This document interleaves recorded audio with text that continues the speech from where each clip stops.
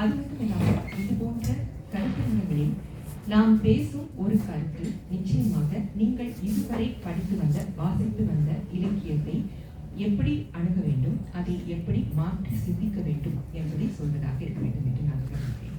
அதற்காக தான் இது போன்ற ஒரு பொறுமையை ஏற்றுக்கொண்டு இங்கு நான் ஒரு சில கவிதைகள் பற்றியும் அவற்றை நாம் எப்படி பார்க்க வேண்டும் என்பதை பற்றியும் பார்க்கலாம். பாலின தற்கால பெண் கவிதைகளே பாலின அரசியல். அதுல முக்கியமா நாம எதை பற்றி பேச போறோம் அப்படின்னா, பாலின அரசியலை எப்படி கவிதைகள் உருவாக்குகின்றன, அவை அடையாளத்தை எப்படி முன்வைக்கின்றன, அடுத்தது முகமை, நான் முகமை பற்றி உங்களுக்கு இன்னும் விரிவா சொல்றேன், அதை பற்றி எப்படி இந்த கவிதைகள் பேசுகின்றன, அடுத்தது தன்னிலை. இப்ப நம்ம இந்த 4 பொருள்களையும் பார்க்கும்போது நம்ம பாலின அரசியல் எப்படி ஒரு பெண் கவிதைக்குள்ள ஆப்ரேட் ஆகுது, ஃபங்க்ஷன் ஆகுது, செயல்படுது, இதை பற்றி தெரிஞ்சுக்கலாம். அடுத்தது நம்ம பொதுவா பெண், பெண்ணியம், பெண்மொழி, பாலினம் அப்படின்னு சொன்னோம்னா பெண் மீதான ஒடுக்குமுறை பற்றி பேசுவோம், அல்லது சமநிலையின்மை, ஆண் பெண் சமத்துவம் இல்லை அப்படிங்கிறத பற்றி பேசுவோம். இதை பத்தி தான் நாம அதிகமா சிந்திச்சிருக்கோம். 90களுக்கு பிறகு பெண்மொழி, பெண் உடல் சார்ந்த மொழி, இதை பற்றின கவிதைகள், படைப்புகள் வெளிவந்தது. ஆனால் இது எல்லாமே இயல்பான ஒரு வீடுணர்வுசான ஒரு ரொமான்டிசைஸ்டான அம்சமாக கூட சில படைப்புகளில் வந்திருக்கு அப்படிங்கிற மாதிரியான விமர்சனங்கள் இருந்தது. ஆனா 90களுக்கு பிறகு 2000க்கு அப்புறம் பார்த்தோம்னா நமக்கு பெண் சமநிலை பற்றின ஒரு சாதாரண ஒரு அம்சமாக, நான் ஈக்குவலா இல்லை அப்படிங்கறத சொல்றதுக்கான ஒரு படைப்பாக்கமாக மட்டுமே இருந்துச்சா அப்படிங்கிற கேள்வி. ஏன்னா நமக்கு வெறும் சமநிலை பற்றியோ அல்லது ஒரு நமக்கான இடம் பற்றி தேடல், அது பற்றின படைப்பாக்கம் மட்டுமே நாம் எழுதிக்கிட்டு இருக்கோமா அப்படிங்கிற கேள்வி எழுது. இதற்கு என்ன காரணம் அப்படின்னா, மேலைநாட்டு பெண் அலைகள் பற்றி நிவேதிதா லூயிஸ் மேடம் சொன்னாங்க, ஒரு 3 அலைகள் பற்றி. நாம இன்னைக்கு இருக்கக்கூடிய காலகட்டத்தில் நாம 90களுக்கு பிறகு ஏன் முக்கியமா சொல்லணும் அப்படின்னா, நமக்கு பொருளாதார தாராளமயம் இன்ட்ரடியூஸ் ஆன அறிமுகமான காலகட்டம். அதற்கு பிறகு என்ன ஆகுது அப்படின்னா, நம்மளுடைய சிந்தனைகளை முக்கியமா பாலியல் விடுதலை பற்றின ஒரு அம்சம் சேர்ந்திருக்கு. சோ அதை பற்றி மட்டுமே நாம் பேசக்கூடிய பல படைப்புகள் தயாரிச்சு. ஆனா பாலின அரசியல் அப்படிங்கிறத நம்ம எப்படி புரிஞ்சுக்கிறது, எந்த தளத்தில் புரிஞ்சுக்கிறது? பாலினத்தை அறிதல், பாலினத்தை அறிதல், பாலினத்தின் அடையாளம், பாலினத்தின் சிக்கல். சோ இதை பற்றின அம்சங்களை நாம் எப்படி புரிந்து கொள்வது என்பதை பற்றித்தான் இன்று நாம் இந்த தமிழ் பெண் கவிதைகளினுடைய படைப்புகளை பார்க்கும்போது அதை நாம முக்கியமா பார்க்கணும். அடுத்தது இப்போ நாம பாலினத்தை அறிதல் அப்படின்னா என்ன? பாலினத்தை அறிதல் அப்படின்னா, நான் ஒரு நம்ம எல்லாருமே சின்ன குழந்தையா இருக்கும்போது நம்மளுடைய தாய் நமக்கு செய்யற சேவைகள் மூலமாக நம்ம என்ன நினைச்சுக்குவோம் அப்படின்னா, நாம அப்படிங்கிற நாம சொல்றோம் இல்லையா சுயம், அது மாதிரி நமக்கு எதுவும் இல்லை. நம்மளுடைய தாய் அவங்க என்ன சுயத்துல இருக்காங்களோ, என்ன செல்ஃப்ல இருக்காங்களோ, அதுவும் நாமும் ஒண்ணுதான், நமக்கு தனியான சுயம் அப்படிங்கிறது இல்லை அப்படிங்கிறத நம்ம ஜூலியா கிறிஸ்தவ அப்படி சொல்றாங்கனால, நமக்குங்கிற சுயம், செல்ஃப், சப்ஜெக்ட் அப்படிங்கிறது இல்லை. நம்ம ஆப்ஜெக்ட் அப்படின்றதையும் நம்ம அந்த நேரத்துல உணர மாட்டோம். எப்படி நினைச்சிருப்போம்னா, தாயும் நானும் ஒண்ணு, அதாவது object, not subject or object, object நடுநிலை. ஸோ அந்த ஆப்ஜெக்ட்ல என்ன ஆகுதுன்னா, என்னுடைய தாயினுடைய சுயம்தான் என்னுடையது அப்படின்னு நினைச்சிட்டு இருக்கோம். அந்த நேரத்துல என்ன ஆகும், யாராவது ஒரு மற்றமை இந்த இடத்துல தி அதர் பர்சன் நம்மளுடைய வாழ்வில் நுழைந்து, இவங்க ஒரு கவிஞர் ஆவாங்க, இவங்க ஒரு சயின்டிஸ்ட் ஆவாங்க, இவங்க ஒரு பைலட் ஆவாங்க, இப்படி சொல்லும் போது என்ன ஆகுதுன்னா, நாம தாயுடைய சுயத்தை நினைச்சுக்கிட்டு இருக்கிறத விட்டுட்டு நம்மளுடைய சுயத்தை கட்டமைக்க வேண்டிய நிலைமைக்கு தள்ளப்படுகிறோம். அந்த நேரத்துல என்ன பண்றோம் அப்படின்னா, நம்மளுடைய மற்றமை நமக்கு நீங்க வேற அப்படிங்கறது சொல்லும் போது அவருடைய மொழியில என்ன இருக்கு அப்படிங்கறத முதல்ல தேர்ந்தெடுக்கிறோம். அந்த மொழியிலிருந்து நம்மளுடைய சுயத்தை நாம் உருவாக்கணும்.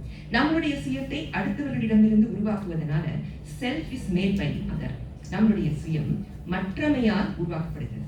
இப்ப என்ன ஆகுது, என்னுடைய சுயம் அப்படிங்கிறது மற்றவர்களுடைய கண்களின் மூலமாக நம்மை நாம் பார்த்துக் கொள்வதால் உருவாக்கப்படுவதாகும். சோ இப்ப என்ன ஆகுதுன்னா, சுயம்ங்கிறது மற்றமையினால் உருவாக்கப்படுகிறதுங்கிறது நமக்கு புரியுது. அடுத்தது இப்போ மொழி அப்படிங்கிறதுல நான் சொன்னேன், மற்றவர்கள் நம்மை பார்த்து இந்த மாதிரி ஒரு சயின்டிஸ்டா ஒரு பைலட்டா இப்படி உருவாவாங்க இவங்க அப்படிங்கும் போது நம்ம என்ன பண்றோம், அவர்களுடைய மொழியில இருந்து நம்மை நமக்கான மொழியை தேர்வு செய்யறோம். நமக்கான மொழி எப்படி தேர்வு செய்கிறோம்? அந்த மொழி எதிலிருந்து வந்திருக்கு? பண்பாட்டுல இருந்து வந்திருக்கு. பண்பாடு என்ன செஞ்சிருக்கு? இதுவரையிலான ஆண் பெண் இவர்களுக்கான விதிகளை உருவாக்கியிருக்கு. இந்த விதிகளில் இருந்து அந்த பண்பாடு நம்மை பார்த்து நீ இந்த சுயத்தை உருவாக்கிக்கொள் அப்படின்னு சொல்லுது. அப்பதான் மற்றவர்களிலிருந்து சுயத்தை உருவாக்கும் போது நாம் என்ன பண்றோம், அந்த மொழியிலிருந்து அந்த பண்பாட்டிலிருந்து அந்த விதியிலிருந்து நமக்கான தன்னிலையை உருவாக்குகிறோம். பெண்ணா இருந்தாலும் சரி ஆணா இருந்தாலும் சரி இதுதான் விதி.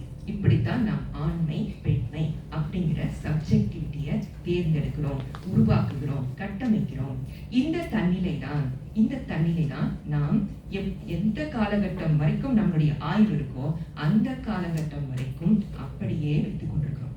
எப்படி வைத்துக் கொண்டிருக்கிறோம்ங்கிறது முக்கியமா அடுத்து பார்க்கலாம்.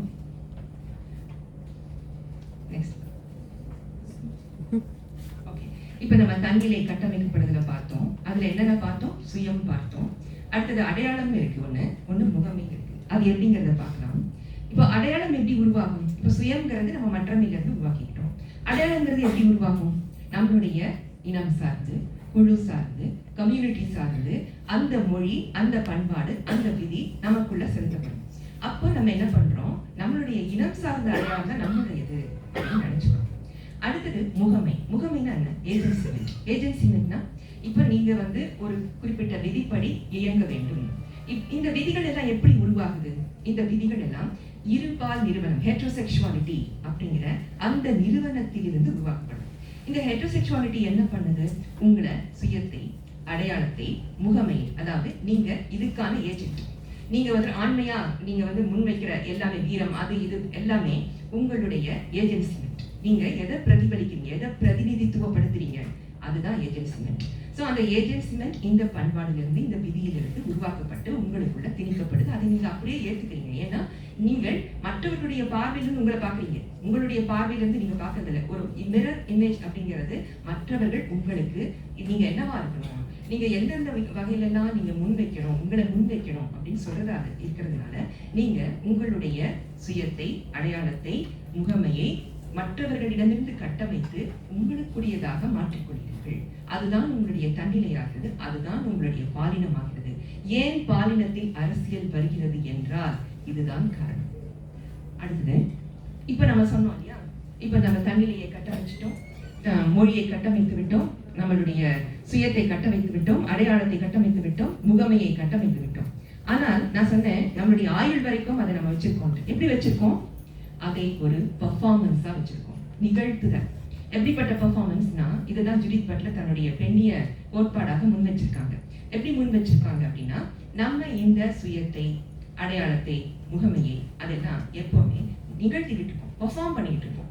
எதுக்காக? நமக்காகவும், நம்மளுடைய சமூகத்துக்காகவும், இனத்துக்காகவும், குழுக்காகவும், நாட்டுக்காகவும், எல்லாத்துக்காகவும் பெர்ஃபார்ம் பண்ணிக்கிட்டே இருக்கும். இது ஆண் பெண் இரண்டு பேருக்குமே உரியது. இரண்டு பேரும் நிகழ்த்துதல் செய்வதனால் மட்டுமே நாம் தன்னிலையாக, ஆண்மையாக, பெண்மையாக, இந்த பர்டிகுலர் அடையாளமாக, முகமையாக மாற்றப்பட்டிருக்கிறோம். இதுதான் ஜுடித் பட்லருடைய பெண்ணிய கோட்பாடு.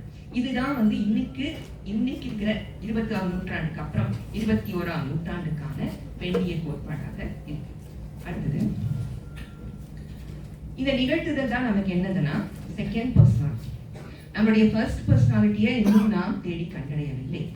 நம்மளுடைய செகண்ட் பர்சனாலிட்டி தான் நமக்கு இயல்பானதாக, உண்மையானதாக, ஒளிந்து கொள்ளக்கூடியதாக, முகமூடியாக எல்லாமாக நமக்குள் இயங்கிக் கொண்டே இருக்கிறது. அடுத்தது இது எப்படி உருவாகுது? நம்ம ஏற்கனவே பார்த்தோம். குடும்பம், முதலாளித்துவம், மதம், இது எல்லாமே உருவாக்கக்கூடிய விதிகள். அதுதான் இந்த மாதிரியான நமக்கு விதிகளை உருவாக்கி காமிச்சிருக்கு. நம்ம இந்த நிகழ்த்துதலை பண்றதுக்கான ஒரு ஸ்பேஸை, ஒரு தளத்தை உருவாக்குகிறது. இப்ப குடும்பம் அதனுடைய ஒரு அமைப்பு. அதுல ஆண் பெண் இரண்டு பேருமே உறுப்பினர்கள் அப்படின்னா இல்லை, அவர்கள் ரெண்டு பேருமே பொருளாதாரத்தின் மூலமாக சுரண்டுபவர்களாகி விடுகிறார்கள். அப்படின்னா ஒரு ரொக்கப்பட்டுவாடா உறவுன்னு சொல்லி மார்க்ஸ் சொல்வார். எப்படின்னா ஆண் பெண் அப்படிங்கிறவங்க ஒரு குடும்பத்துல கணவன் மனைவியா இருக்கும்போது வெறும் ஒரு பொருளாதாரத்தை தான் கணக்கு பண்ணப்படுறாங்க. பாசம் அதெல்லாம் நமக்கு ஒரு அதனுடைய பேஸாக ஒரு பக்கவாட்டு தன்மையோட இருக்கக்கூடியது மட்டும்தான். ஸோ இதுதான் வந்து நிகழ்த்துதலுக்கான மிக முக்கியமான தளத்தை உருவாக்குறது. அடுத்தது இப்ப நம்ம வந்துட்டு சக்தி ஜோதி எழுதின ஒரு கவிதையை பார்க்கலாம். நான் சொன்னேன் இல்லையா, சுயம், தன்னிலை, அது எப்படி இந்த கவிதைகள் ஃபங்க்ஷன் ஆகுது, ஆப்ரேட் ஆகுதுன்னு நீங்களே பாருங்க. இந்த கவிதையின் தலைப்பு வந்து குறிஞ்சி மலர். குறிஞ்சி மலர் என்னிடம் தோற்றுவிட்டது. கொஞ்சம் வருத்தம் தான். எப்படியும் குறிஞ்சி மலர்கள் 12 ஆண்டுகளுக்கு ஒரு முறை பூக்கும். ஒரே ஒரு முறை பூப்பவள் நான். பூப்பவள் அப்படிங்கிற அந்த வார்த்தையை கொஞ்சம் கவனிக்க.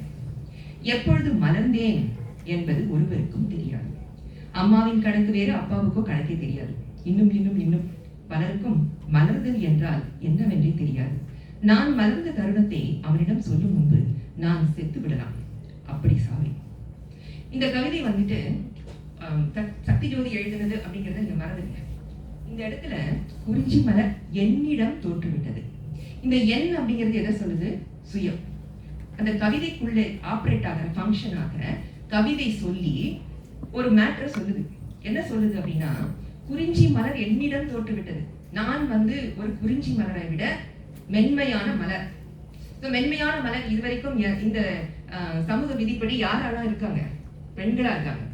சோ அந்த பெண்களினுடைய உச்சபட்சமான பெண்மையை, மலர்தலை, மென்மையை கொண்டிருக்கும் கவிதை சொல்லி என்ன சொல்லுது பாருங்க. ஒரே ஒரு முறை பூப்பவள் நான். இந்த பூத்தல், மலர்தல் இதெல்லாம் என்னன்னு தெரியும் இல்லையா உங்களுக்கு? ஒரு பெண் புஷ்பவதி ஆகிறத, அதாவது மெச்சூர் ஆகிறத பூப்பவள் அப்படின்னு சொல்றோம். ஸோ இந்த இடத்துல அந்த சுயம் என்னவா ஆப்ரேட் ஆகுது பாருங்க. ஒரு பெண்ணாக உருவாகுதலை முன்வைக்கிறது. பெண்ணாக உருவாகுதல் என்பது என்ன? இந்த இடத்தில் பூப்பவள் ஆகுது. அந்த பூப்பவள் அப்படிங்கிறது எங்கிருந்து வந்திருக்கு? பண்பாட்டுல இருந்து வந்திருக்கு. ஸோ பண்பாடு எதனால ஆப்ரேட் ஆகுது? தன்னிலை, சுயம், அடையாளம் அதெல்லாம் வச்சுக்கிட்டு நான் இந்த நிகழ்த்துதலை இந்த கவிதை சொல்லி நமக்காக செஞ்சு காட்டுது. அது தவிர இன்னும் அடுத்து பாருங்க. நான் மலர்ந்த தருணத்தை அவரிடம் சொல்லும் முன்பு நான் செத்து விடலாம். நான் செத்து விடலாம் எங்கிருந்து வருது? நான்கிறது சுயம். செத்து விடலாம் அப்படிங்கிறது தனக்கான ஒரு ஒரு சுயம்னா ஒரு மற்றமை தேவைப்படுது. ஒரு ஆணுக்கு ஒரு பெண், பெண்ணுக்கு ஒரு ஆண், இப்படிப்பட்ட ஒரு மற்றமையை அந்த நான் தேர்ந்தெடுத்திருக்கிறது. அந்த நான் என்ன சொல்லுது? அவன்கிட்ட நான் என்னுடைய மலர்தலை பற்றி சொல்லுவேன். ஏன்னா வேற யாருக்குமே அதை நான் சொல்ல மாட்டேன். நான் ஒரு குறிப்பிட்ட ஒரு ஆணுக்கு மட்டும் சொல்வேன். அந்த ஆண் வந்து என்னுடைய மற்றமை. ஸோ அந்த மற்றமை என்னை ஏற்கும் போது நான் வந்து வாழ்வேன். அவன் ஏற்காத போது நான் செத்து விடுவேன். எப்படிப்பட்ட கவிதை சொல்லி இங்கு நமக்கு தன்னுடைய சுயத்தை, அடையாளத்தை, முகமையை முன்வைக்கிறது அப்படிங்கிறத நீங்க அநேகமா அதை பிரிச்சு பார்க்க முடியுதுன்னு நினைக்கிறேன். இப்ப நான் சொன்ன இந்த விதிகளின் படி இந்த கவிதையை நீங்க படிச்சீங்கன்னா இது உங்களுக்கு புரியும். இதே போன்ற பல கவிதைகள் இருக்கு. நீங்க அதெல்லாம் வாசிக்கும் போது இந்த விதிகளை அப்ளை பண்ணி பாருங்க. அப்ப உங்களுக்கும் புரியும் கவிதை சொல்லி என்ன பண்ணிருக்கு. கவிதை எழுதினவரும் கவிதைக்குள்ள வரக்கூடியவங்களும் வேற வேற. தயவு செய்து சக்தி ஜோதி தான் அந்த நான் அப்படிங்கறத நினைச்சுக்காதீங்க. ஏன்னா இங்க இருக்கிற கவிதை சொல்லி வேறு. அந்த கவிதை சொல்லி என்ன பண்ணிருக்கு அப்படிங்கிறத அந்த கவிஞர் நமக்கு சொல்றாங்க. ஏன்னா இது நாள் வரைக்கும் பெண்கள் என்ற கவிதை சொல்லிகள் எப்படியெல்லாம் வினையாற்ற நமக்கு நம்மளுடைய பண்பாடு நமக்கு ஒத்துக்கொண்டிருக்கு, நமக்கு விட்டு கொடுத்துருக்கு, அந்த ஸ்பேஸ் எப்படி இருக்கு அப்படிங்கிறத சொல்றதுக்காக ஒரு கவிதையில இந்த நான் உதாரணமாக ஒரு வச்சேன். Next slide please. இப்ப நமக்கு என்னென்ன தெரிஞ்ச கவிதையில இருந்து பாலின அறிதல், நான்கிறது யாருங்கிறது தெரிஞ்சுக்கிட்டோம். அந்த தண்ணியில என்ன பண்ணுச்சுன்றதை நம்ம புரிஞ்சுக்கிட்டோம். ஏன்னா நான் செத்து போவேன் அப்படிங்கிறது அந்த லைன்ல இருந்து அந்த தண்ணியில என்ன சொல்ல வருதுன்னு தெரிஞ்சிருச்சு. அடுத்தது அடையாளம். எந்த அடையாளம்? பெண்கிற அடையாளம். அது மட்டும் இல்லாம ஒரு ஆணுக்கான மற்றமையை தேடும் ஒரு அடையாளம். அடுத்தது முகமை. முகமை என்ன? ஏஜென்சிமெண்ட். நான் இந்த விதிகளுக்கு சார்ந்து நான் பூப்படைந்து மறந்து இங்க முன்னாடி நிக்கிறேன், ஒரு ஆணுக்கு முன்னாடி நிக்கிறேன் அப்படிங்கிற அந்த ஏஜென்சிமெண்ட். ஸோ அது நமக்கு தெரிஞ்சது. ஸோ இந்த வார்த்தைகள் எல்லாமே அதன் மூலமாக நாம் புரிந்து கொண்ட பாலின அரசியலை வெளிப்படுத்தின ஒரு கவிதை. இது வந்து பாலின அரசியலுக்கு சார்பா இருக்கா, எதிரா இருக்கா அப்படிங்கறத நீங்க முடிவு பண்ணிக்கலாம். இப்படி இருக்கணுமா அப்படிங்கறத நீங்க கேள்வி கேட்கலாம். எதற்காக இது மாதிரியான ஒரு கவிதை நமக்கு தேவைப்படுதுன்னா இதை புரிந்து கொள்வது, பாலின அரசியலை புரிந்து கொள்வது. நெக்ஸ்ட். ஸோ நான் இதை தொடர்ந்து உங்களுக்கு சொல்லணும்னு நினைக்கிறேன். பூவின் குணத்தை ஒத்திருத்தல் ஒரு பெண்மையினுடையதா இருக்கு. இயற்கை என மாற்றல். அதாவது இந்த இடத்துல முக்கியமா கவனிக்கிறது என்னன்னா, மலர்தல் அப்படிங்கிறது ஒரு மலரினுடைய வேதியியல் அம்சம். ஆனா அது ஏன் வந்து ஒரு பெண்ணுக்குரியதா மாற்றுது? ஒரு பெண்ணுக்குரியதா மாற்றும் போது இயற்கையினுடைய பேராற்றல் இருக்கு இல்லையா, அது ஒரு பெண்ணுக்குரியதாக மாறும் போது அதுதான் பெண்ணாகுதல் அப்படிங்கிறதா நமக்கு இதுவரைக்கும் கற்றுக் கொடுக்கப்பட்டிருக்கு. இப்படிப்பட்ட அந்த வேதியியல் மாற்றத்தை ஒரு பெண்ணினுடைய உடலில் இருந்து பிரித்துவிட்டு அந்த வேதியியல் மாற்றமும் பெண்ணினுடைய உடல் மாற்றமும் வேறு வேறு அப்படிங்கிறத நம்ம எப்போ அறிந்து விழிப்புணர்வோட அதை அணுகும் போது நமக்கு இந்த கவிதை சொல்லி ஏன் இந்த மாதிரியான ஒரு பண்பாட்டை சொன்னாங்க, இது தேவையில்லை நமக்கு அப்படிங்கிற ஒதுக்கலாம். இல்ல இவங்க பாருங்க நமக்கு இந்த விழிப்புணர்வை ஏற்படுத்துவதற்காக இந்த கவிதை எழுதியிருக்காங்க அப்படிங்கிறது ஒரு பொருத்தப்பாடோட இந்த கவிதையை எடுத்துக்கலாம். எதற்காக நாம் இதை பார்க்கணும் அப்படின்னா, இப்படிப்பட்ட கான்சியஸ்னஸோட விழிப்புணர்வோட இந்த கவிதையை நாம் வாசிக்க முடியுமா அப்படிங்கிறதுக்காக தான் இந்த கவிதையை சொன்னேன். அடுத்தது தொடர்ந்து பார்த்தோம்னா, இது ஒரு குறிஞ்சி பூ எப்படி வந்திருக்கு, பொது புத்தியிலிருந்து வந்திருக்கு, ஒரு தனித்தன்மை இல்லாத ஒரு பெண்ணை பற்றி அது சொல்லுது. ஏற்கனவே வரையறுக்கப்பட்ட குறிப்பானாக, அதாவது இங்க வந்துட்டு நான், மலர், குறிஞ்சி பூ, மலர்தல், அப்புறம் வந்து பூப்பவள், ஆணுக்கு சொல்லுதல், இது எல்லாமே பார்த்தீங்கன்னா சிக்னிஃபிகன்ஸ், அதாவது ஒரு சைன் ஆஃப் ரெஜிம் ஆஃப் சயின்ஸ்னு சொல்றோம். ரெஜிம் ஆஃப் சயின்ஸ்னா இத்தனை குறிகள், பெண், ஆண், பூ, குறிஞ்சி பூ, மலர்தல், 12 ஆண்டுக்கு ஒரு முறை, பூப்பவள், ஆணுக்கானவள், இத்தனை குறிப்பான்கள் வந்து நமக்கு என்னென்னலாம் உணர்த்துது பாருங்க. பண்பாடை உணர்த்துது, மொழியை உணர்த்துது, பாலினத்தை உணர்த்துது, தன்னிலையை உணர்த்துது, சுயத்தை உணர்த்துது, அடையாளத்தை உணர்த்துது. எத்தனை ரெஜிம் ஆஃப் சயின்ஸ் நமக்குள்ள ஆப்ரேட் ஆகுது பாருங்க. அப்பதான் நம்ம அந்த கவிதைக்குள்ள போறோம். இல்லைன்னா நம்ம கவிதையை வந்து ஒதுக்கி வச்சுக்கோம். ஏன்னா நம்ம அந்த ரெஜிம் ஆஃப் சயின்ஸ் வந்து நம்ம கம்யூனிகேட் ஆகலைன்னா நம்ம அக்செப்ட் பண்ண மாட்டோம். இப்படிப்பட்ட ஒரு அக்செப்டன்ஸை வச்சுக்கிறதுக்காக நாம் எப்படி இலக்கியத்தை வாசிக்க வேண்டும்? ஏன் அந்த மாதிரியான ஒரு இலக்கியத்தை வாசிக்க வேண்டும்? ஏன்னா நம்ம அந்த விழிப்புணர்வுக்குள்ள டிராவல் பண்றதுக்கு, அதற்குள்ள நம்ம பயணித்து நமக்குள்ள இத்தனை ரெஜிம் ஆஃப் சயின்ஸ் ஆப்ரேட் ஆயிருக்கா, இத்தனை இருக்கா நமக்குள்ள, அது தெரிஞ்சுக்கணும் நம்ம. ஸோ அதுக்காகத்தானே நம்ம இந்த குறிகளினுடைய ஆளுகையை தெரிந்து கொள்வதற்காகத்தான். ஏன் நான் வந்து பெண்ணியத்துக்குள்ள குறிகளை பற்றி பேசுறேன் அப்படின்னா, இன்றைக்கு இருக்கிற பெண்ணியம் நிச்சயமாக போஸ்ட் ஸ்ட்ரக்சரலிசம், அதாவது அமைப்பியல் வாதத்திற்கு பிறகான பெண்ணியம் வந்து குறியலை, மற்ற தத்துவங்களை உள்ளடக்கியதாக இருக்கு. ஸோ அப்படிப்பட்ட ஒரு அம்சத்தை நாம் இது போன்ற படைப்புகளில் வைத்து பார்க்க வேண்டும் அப்படின்னு நான் நினைக்கிறேன். அடுத்த ஸ்லைட் ப்ளீஸ்.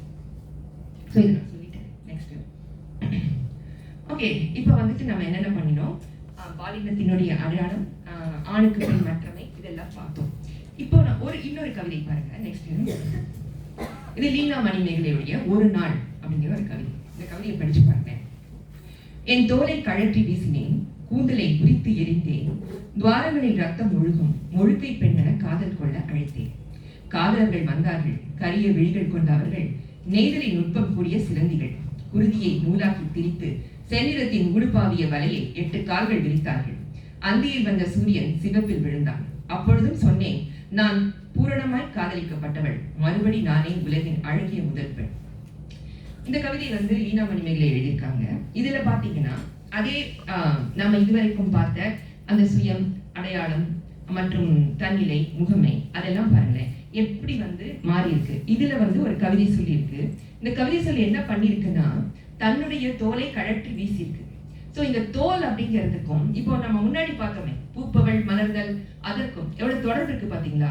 ஒரு பெண்ணினுடைய தோலின் காரணமாகத்தான் ஈர்ப்பு நடக்கிறது என்பதை கட் பண்றதுக்காக, அந்த இடத்தில் உடைப்பதற்காக, நம்மளுடைய சிந்தனையை அந்த இடத்தில் மாற்றுவதற்காக நாம் இந்த விழிப்புணர்வை பெற வேண்டியிருக்கு. இப்போ வந்து இந்த முகமை, இந்த பாலினம், இந்த பாலின அரசியல் என்ன சொல்லுது அப்படின்னா, வெறும் தோலை கொண்டு ஈர்க்கும் ஆண்மையை நாம் ஏற்க வேண்டாம்.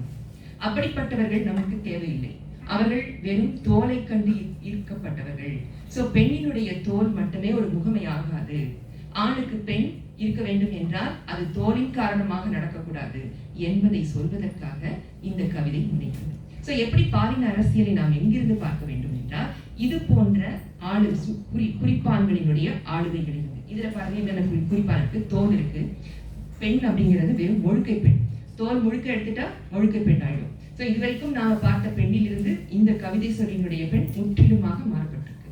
சோ இந்த மாதிரியான ஒரு பெண் நமக்கு இங்க முன்வைக்கப்படுது. சோ இப்படிப்பட்ட ஒரு விழிப்புணர்வை நாம் அடைவதற்காக இந்த கவிதை பயன்படுது. நெக்ஸ்ட் பாருங்க. ஓகே, நான் இந்த கவிதை முடிச்சிட்டேன். நெக்ஸ்ட் போடுறேன். ஓகே, இப்போ நம்ம வந்துட்டு பெண்ணாகுதல் பத்தி கொஞ்சம் பார்க்கலாம். நம்ம வந்து என்ன நினைக்கிறோம் அப்படின்னா, ஒரு பெண் வந்து ஒரு பூ படைத்து ஒரு பெண்ணாக உருவாகிறார். அது உடல் சார்ந்த மாற்றம். அதே ஒரு ஆணுக்கும் இருக்கு. அது ஆணுடைய உடல் சார்ந்த மாற்றம். ஸோ உருவாகுதல் அப்படிங்கிறது பெண்ணாகுதலோ ஆணாகுதலோ 2 பேருக்குமே நடக்குது. ஆனா இந்த உருவாகுதல் அப்படிங்கிறதுக்கு இன்னும் கொஞ்சம் ஆழமாக, அதாவது நம்ம இந்த சுயம், அடையாளம், முகமை அதெல்லாம் விட்ட ஒரு உருவாகுதல் சாத்தியமா? இந்த உருவாகுதல் அப்படிங்கிறது பிகமிங்கிற பொருள்ல வரும். இந்த பிகமிங் அப்படிங்கிறத நான் ஒரு சின்ன ஒரு கதை சொல்லி உங்களுக்கு சொல்றேன் பாருங்க. டெலியூஸ் கத்தாரி அறிமுகம் செய்த வார்த்தை இந்த பிகமிங். அவங்க என்ன சொல்றாங்க அப்படின்னா, ஹெர்மன் மெல்வில் ஒரு கதை எழுதியிருக்காரு, நாவல் எழுதியிருக்காரு.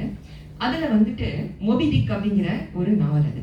அந்த மொபிடிக் அப்படிங்கிறது எதுன்னா ஒரு திமிங்கலம். இந்த திமிங்கலத்தை பிடிக்கிறதுக்காக அஹப்ங்கிற கேப்டன் கப்பல்ல பயணம் செய்வார். அவர் என்ன பண்ணுவார் அப்படின்னா, முன்னாடி ஒரு தடவை அந்த திமிங்கலத்தை பிடிக்க போயிட்டு முடியாம மிகப்பெரிய காயமடைஞ்சு வந்துட்டார்.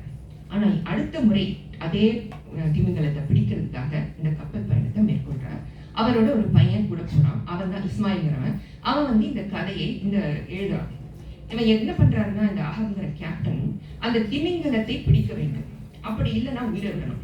இதுதான் அவருடைய பழி, திமிங்கலத்தின் மீது இருக்கிற பழி. இந்த திமிங்கலமாக அவர் என்ன பண்றாருன்னா, திமிங்கலமாக நாம் மாறணும், அப்பதான் திமிங்கலத்தை பிடிக்க முடியும். இந்த ஒரு ஆணாக இருப்பது, ஒரு வீரத்தை காண்பிப்பது, இதெல்லாம் வந்துட்டு எக்ஸ்ட்ரீமா போயிட்டு ஒரு விலங்காகுதல் அப்படிங்கிற நிலைமையை அது அடையுது. அந்த விலங்காகுதல் அப்படிங்கிறது தான் இது பிகமிங். ஒரு ஆணிலிருந்து, ஒரு உயிரிலிருந்து மற்றொரு உயிராகுதல், ஒரு எல்லையிலிருந்து மற்றொரு எல்லைக்கு போகுது. ஒரு அதனால என்ன ஆகுது அப்படின்னா, அவரால் அந்த திமிங்கலத்தை பிடிக்க முடியும் அப்படிங்கிறது நம்பிக்கை ஏற்படும். எப்படியோ போராடி அந்த திமிங்கலத்தை பிடிக்க போகும்போது அது முழுக்க துவம்சம் பண்ணிட்டு அவரையும் சாவடிச்சுட்டு போயிடும். இதான் கதை. ஆனா அந்த எல்லைக்கு போயும் அவரால் அந்த திமிங்கலத்தை பிடிக்க முடியவில்லை. அவர் அந்த பிகமிங்ல மாறியும், பிகமிங் லைக் மொபிடிக், அந்த மொபிடிக்காக அவர் மாறக்கூடிய கட்டத்தை சார்ந்தும் கூட அவரால் அதை பிடிக்க முடியவில்லை. ஸோ பிகமிங் அப்படிங்கிறது ஒரு எல்லையிலிருந்து மற்றொரு எல்லைக்கு செல்லுது. இப்போ அடுத்தது கொடுங்க. இதே கான்செப்டை நம்ம ஆணாகுதலுக்கும் பெண்ணாகுதலுக்கும் பொருத்தி பார்க்கலாம். எப்படின்னா, ஒரு பெண் ஒரு சிறுமியாக இருக்கும் போது ஒரு பெண்ணாக கன்சிடர் பண்ணப்படுவதில்லை. அவள் வந்து ஒரு பெண்ணாக நினைக்கப்படுவதில்லை. எப்பொழுது அவள் பெண்ணாகிறாள்? பூப்படைந்த பெண் ஒரு பெண்ணாக உடல் மாற்றத்திற்கு பிறகு மட்டுமே அவள் வந்து பெண்ணாகிறதா நினைக்கப்படுறாள். அதே மாதிரிதான் ஒரு ஆண் சிறுவனாக இருக்கிறான், அவன் ஆணாக மாறுகிறான். ஸோ இந்த இரு உடலியல் மாற்றங்களும் வேதியியல் மாற்றங்களும் அதற்கு மீறி ஒரு பிகமிங்கை வைத்திருக்கு. இப்போ பொதுவான பிகமிங்காக ஒரு பெண்ணாகுதலை ஆணும் மேற்கொள்ளலாம், ஆணும் அதற்கு உரியவனாக மாறலாம். இந்த உருவாகுதல் எப்படி நடக்கும் அப்படின்னா, ஒரு எல்லை இருக்கு எல்லாருக்குமே. அதாவது ஒரு பெண் தன்னுடைய பூப்படைதல், அந்த வேதியியல் மாற்றங்களை விட்டு ஒரு பெண்ணாக மாறுதல் அப்படின்னா, பெண்ணாகுதல் அப்படின்னா ஒரு மோலாரகமே சொல்லுவாங்க. அதாவது அவளுக்குள்ள சமூகம் இருக்கும், அவளுக்குள்ள பண்பாடு இருக்கும், அவளுக்குள்ள மொழி இருக்கும். ஏன்னா தன்னுடைய குழந்தையை அதெல்லாமே புகுத்தி வளர்க்கக்கூடியவள் அவள். ஸோ அதையெல்லாம் விட்டு ஒரு விழிப்புணர்வோட இருக்கக்கூடிய ஒரு பெண்ணாக மாறி அந்த அதே பெண்ணாகுதலை அவள் முன்வைத்தாள் என்றால் கம்ப்ளீட்டா வந்து நம்ம முழுக்க ஒரு பாலின அரசியலை புரிந்த ஒரு உருவாகுதலை அங்கு மேற்கொள்ள முடியும். அதேதான் ஒரு ஆணுக்கும். ஆண் வந்து வெறும் ஆணாகுதல் மட்டுமல்ல. ஏனென்றால் ஆணாகுதல் என்பது இங்கு வேறு பொருளில் சொல்லப்படுவது. ஒரு முழுக்க ஒரு தகப்பனாவது அல்லது ஒரு சமூகத்தினுடைய தலைவனாவது இப்படிப்பட்ட ஆணாகுதல் மட்டுமே நமக்கு சொல்லப்பட்டிருக்கு. வெறும் அது மட்டும் ஆணாகுதல் அல்ல.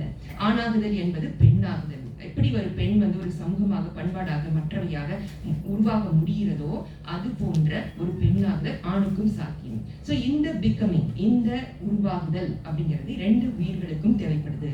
அப்போதான் நம்ம அந்த பாலின அரசியலை விடுவிப்போம், அதுல இருந்து விடுவிச்சு வந்துருவோம். அந்த விடுதலை உணர்வுக்காக நாம் இந்த உருவாகுதலை கைக்கொள்ள வேண்டி இருக்கு. இப்ப பாருங்க, நெக்ஸ்ட் ஒரு கவிதை. இது வந்து பிரேமரேவதி எழுதினது. இந்த கவிதைக்குள்ள எப்படி உருவாகுதல் வருது பாருங்க.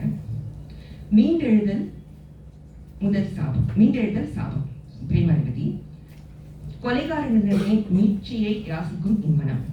கடவுள்களின் இடத்தை மீட்பர்களுக்கு கொடுத்து பழகிய மந்தையின் தொலைந்து போன ஆட்டுக்குட்டியை கேட்பாரற்று கைவிட்டான் மேய்ப்பரின் போர்வையில் அலையும் தலைவன்.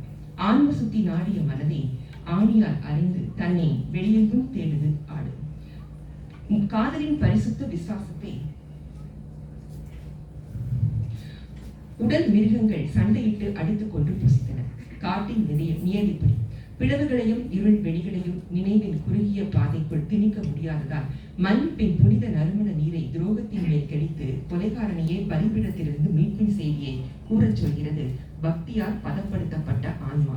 சகிக்க முடியாத துருவாடை மூச்சை நெறிக்கும் பல சுயநல புணர்ச்சிகளின் கரைகள் நெறியும் குகைகளின் வாயிலில் காலம் எழுதிய கடைசி சொற்கள் மீண்டெழுதல் பேசாம். இதுல வந்துட்டு முக்கியமா நம்ம என்ன கவனிக்கணும் அப்படின்னா, இது நெக்ஸ்ட் ஸ்லைட் பண்ணுங்க. இது ஒரு கிறிஸ்துவ புராணத்தை அடிப்படையாக கொண்டு எழுதப்பட்ட ஒரு கவிதை. எப்படின்னா, இயேசு கிறிஸ்து இறந்த பின் உயிர்த்தெழுந்தார். இது எப்படிப்பட்ட ஒரு உயிர்த்தெழுதல் அப்படின்னா, ஒரு அருளை கொடுப்பதற்கான ஒரு உயிர்த்தெழுதலாக பார்க்கப்பட்டது. எனவே இந்த இடத்துல என்ன பண்றாங்க இவங்க, இதே போன்ற ஒரு உயிர்த்தெழுதலை தனக்கும் தேவை, தானும் ஒரு மீட்டெழுதல் செய்யணும் அப்படின்னு இந்த கவிதைக்குள்ள இருக்கிற கவிதை சொல்லி முயற்சி பண்றாங்க.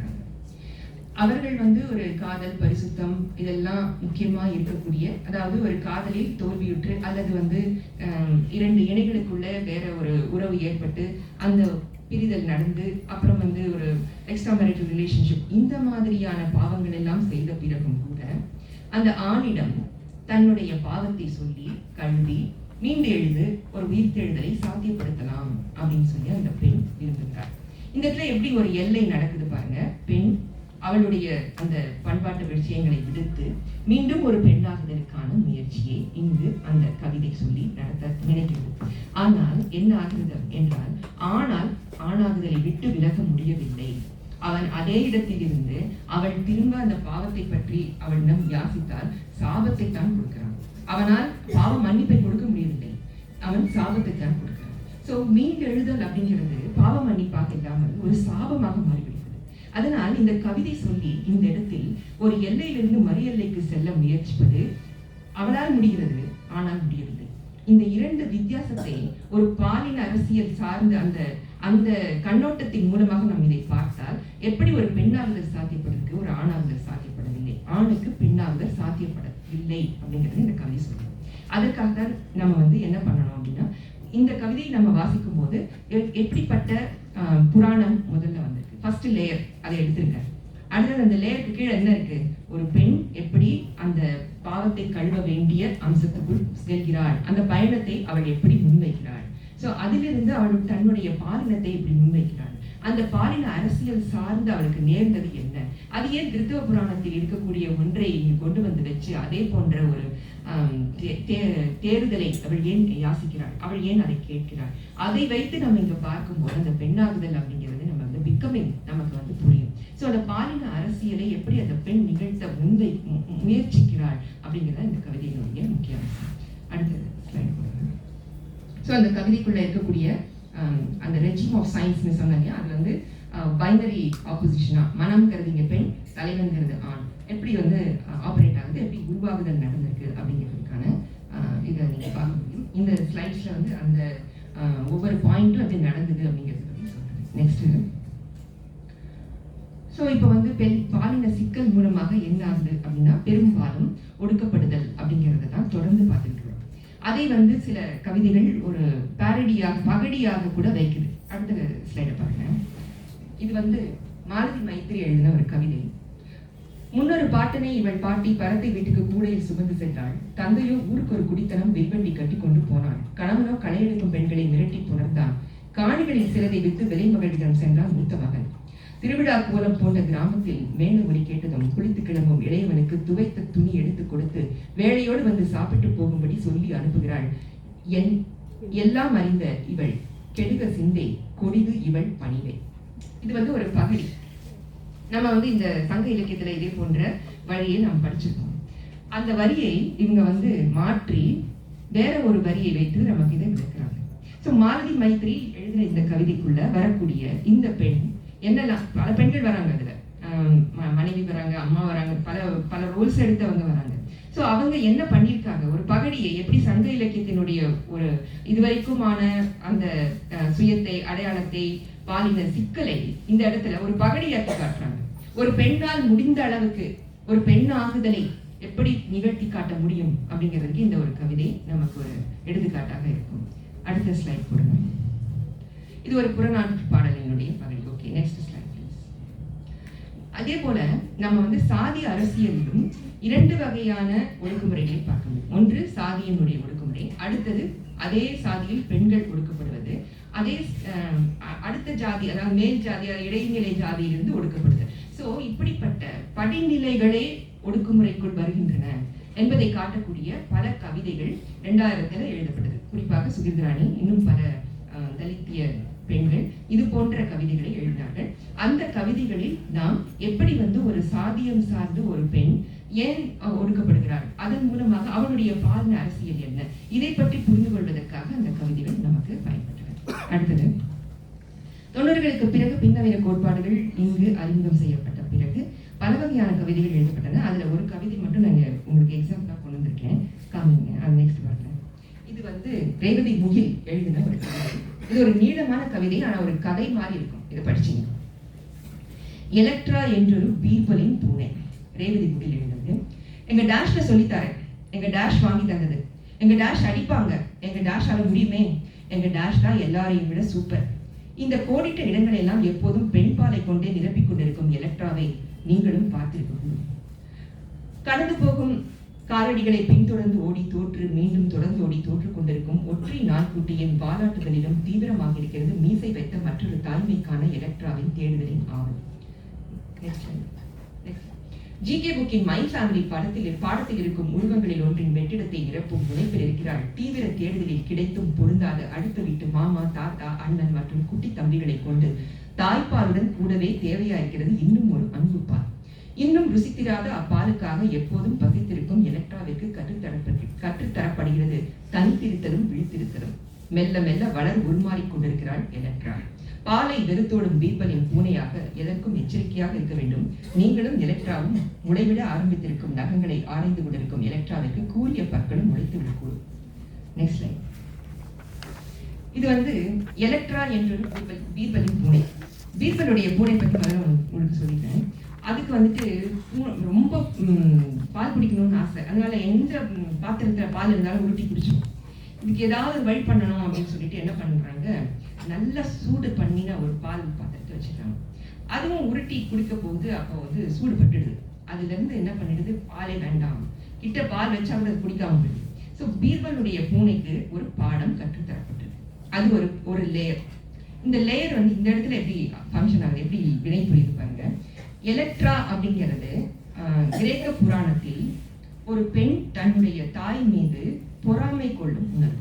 எதற்காகனா, தாயும் தன்னுடைய தந்தையும் ஒன்றாக இருப்பதை பார்த்து தனக்கு தன்னுடைய தாயின் இடம் வேண்டும் என்பதாக எண்ணி அந்த தாயின் மீது பொறாமைப்பட்டு அவளையே கொலை பண்ணும் அளவுக்கு அவ போகக்கூடிய நிலைமையை உருவாக்குறது தான் எலக்ட்ரா காம்ப்ளெக்ஸ். இதுதான் கிரேக்க புராணத்தினுடைய ஒரு சிந்தனை. இது சைக்காலஜியில படிச்சிருப்பீங்க.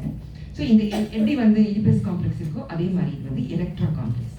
ஸோ இந்த எலக்ட்ரா அப்படிங்கிற அந்த சொல்லை, அந்த பெயரை அந்த பூனைக்கும் அந்த சிறுமிக்கும் இந்த கவிதை வைத்திருக்கிறது. இப்போ உங்களுக்கு பாலின அரசியலினுடைய வடிவம் ஓரளவு புரிஞ்சிருக்கும். இப்போ எலக்ட்ரா அப்படிங்கிறது இங்க வெறும் பூனை மட்டுமல்ல, சிறுமியும் தான். எலக்ட்ராக்கு எப்படி பூனையின் பேர் வச்சு பீர்பலுடைய பூனைக்கு பால் வேண்டாம் அப்படிங்கிறது சொல்லப்பட்டதோ, அதே போல இங்க சிறுமிக்கும் எலக்ட்ராங்கிற பேரை வச்சு பீர்பலுடைய பூனை எப்படி பால் வேணாம்னு சொல்லிச்சோ அதே மாதிரி அப்பாவுடைய அன்பும் வேண்டாம்னு சொல்ல வைக்கிறதுக்காக இந்த கவிதை சொல்லி இங்கு ஒரு தாயாக அந்த பெண்ணுக்கு, அந்த சிறுமிக்கு கற்றுத்தரும் ஒரு பாடமாக இங்கு இருக்கிறது.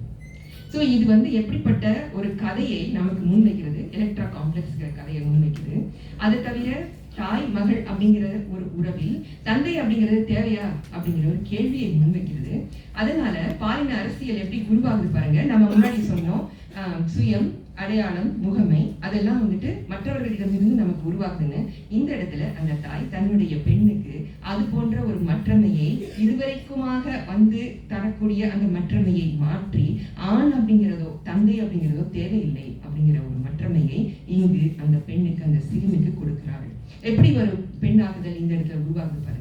ஸோ உங்களுக்கு இந்த இடத்துல தான் அடையாளம், முகமை அதெல்லாம் எப்படி மாறி இருக்கு பாருங்களேன். ஸோ ஒரு கவிதைக்குள்ள என்னெல்லாம் மாற்றம் நடக்குது அப்படிங்கிறத இந்த சொல்லப்பட்ட இந்த 3 அம்சங்கள் பாலின அரசியலுக்குள் வினையாற்றும் தான், அடையாளம், முகமை, இந்த 3 மட்டுமே ஒவ்வொரு கவிதைக்குள்ளும் எப்படி செயல்பட்டிருக்கு அப்படிங்கிறத நீங்க பார்க்கலாம். நீங்களே அதை பிரிச்சு பார்க்கறதுக்காக தான் 4-5 கவிதைகள் மட்டுமே எடுத்துட்டு வந்தேன். உங்களுக்கு இது புரிஞ்சிருக்கும்னு நினைக்கிறேன். நெக்ஸ்ட், ஸோ நம்ம இப்ப பாலின அரசியல்னா என்னன்னு தெரிஞ்சுக்கிட்டோம். எப்படிப்பட்ட கவிதைகளுக்குள் என்ன விதமான தான், அடையாளம், முகமை இதெல்லாம் ஆப்ரேட் ஃபங்க்ஷன் ஆகுது, செயல்படுது அப்படிங்கிறத புரிஞ்சுக்கிட்டோம். உங்களுக்கு நீங்க இனிமேல் வாசிக்கக்கூடிய கவிதைகளில் வரக்கூடிய அந்த நான் யாருடைய நான், எதற்காக அந்த நான் அப்படி பேசுது அந்த கவிதைக்குள்ள, அது பண்பாட்டை சொல்லுதா இல்ல வேற ஏதாவது சொல்லுதா, எந்த விதிகளின் கீழ் அது நடக்குது, அந்த விதி நமக்கு தெரியுமா, அப்படிப்பட்ட விதி தேவையா, அந்த விதி எங்கிருந்து உருவானது, இதெல்லாம் நீங்க புரிஞ்சுக்கணும் அப்படிங்கிறதுக்காக தான் இந்த பாலின அரசியல் அப்படின்னா என்ன அப்படிங்கிறது நான் சொன்னேன். இந்த வாய்ப்புக்கு மிக்க நன்றி.